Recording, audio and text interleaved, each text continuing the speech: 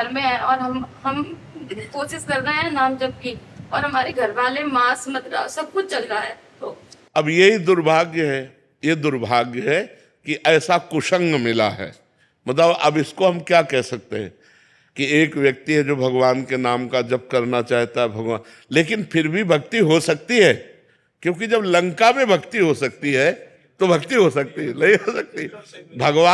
भगवान विभीषण जी से कह रहे हैं, जिम दसनन मो जीभ बिचारी, जैसे 32 दांतों के बीच में बड़ी कोमल जीभ रहकर अपना काम चला लेती है, नहीं चला रही, ऐसे ही लंका में पूरा लंका निश्चर निकर निवासा, यहां कहां सज्जन करवासा, लेकिन वहां भी विभीषण जी ने भक्ति की, ऐसी भक्ति की कि भगवान ने कहा तुम सरीखे संत प्रेम रे। और वहां तो हमें लगता है केवल विभीषण जी ऐसे होंगे जो मांस न खाते होंगे, नहीं तो सब मांस खाने वाले थे। मदिरा और मांस का तो वहां मतलब आहार ही था।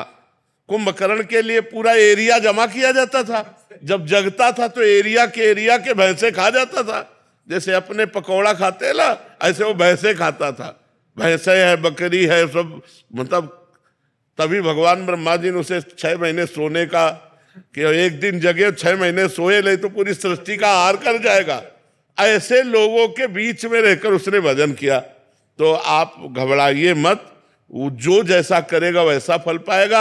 आप अंदर ही अंदर राधा जपिए, अंदर अंदर इसलिए करें कि बाहर कंठी बांधोगे, तिलक बांधोगे तो मांस मदिरा पीने वाले लोग वो आपका हो सकता है विरोध करें। तो हमें लगता है भक्ति विरोध नहीं। अगर कोई कह रहा कंठी ना बांधो तो ये ले उतार के रख दिए। भक्ति अंदर का विषय है, बिल्कुल संसारी बन के रहो और अंदर राधा राधा जपो, तुम्हें भगवान की प्राप्ति होगी। भजन से भगवान की प्राप्ति होती है, ना कि बाबा जी बनने से भगवान की प्राप्ति होती है, ना कहीं भागने से भगवान की प्राप्ति होती है। सच्ची मानो, आप अपने घर में मेहनत की कमाई का जो अन्न पा रहे हो और जो भजन कर रहे हो, और कभी भूखे टूटे को आपने भोजन करा दिया, ये सबसे बढ़िया बात है। हम लोगों का हिसाब कटता है, जो हम वस्त्र पहने इसमें इसका भजन जाता है, जो प्रणाम करते हैं उनको भजन जाता है, जो भोजन देते हैं उनको भजन जाता है। ये सब फ्री नहीं है, यहाँ सबका टैक्स है। और अगर भजन कम पड़ गया तो हमको नरक जाना है। हरई शिष्य धन शोक न हरई, सो गुरु गोर नरक मा परई। अच्छा, आप इस भागवतिक टैक्स से बचे।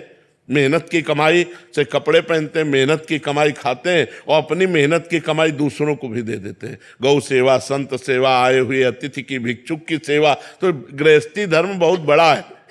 हम लोग गृहस्थी धर्म में ही पैदा हुए और गृहस्थी धर्म से ही हमारा पोषण होता है। पोषण भी गृहस्थी धर्म से होता है। अगर ये आप लोग समझते हो कि गृहस्थी धर्म में भगवत प्राप्ति नहीं हो सकती, तो आप सच्ची मानो, सबसे पहले गृहस्थी को भगवत प्राप्ति होगी। पर धर्म से चले। अब पराई बहनी बिटिया से गंदी बातें करो, शराब पियो, मांस खाओ तो नरक जाओगे। चाहे और अगर अच्छे आचरण करोगे, 4 रोटी अपने से बचा करके गौ सेवा, संत सेवा में दे दी, तो वही तुम्हें भगवत प्राप्ति कराएगा। खूब नाम जप करो, कोई परेशानी नहीं। कहाँ भाग के जाओगे? आज हमें एकांत बता दो, कहाँ एकांत है? कहीं एकांत नहीं बचा। हिमालय में भी चले जाओ तो वहां भी लोग आजकल जो है जहां भी एकांत समझते हो वही शूटिंग शुरू है।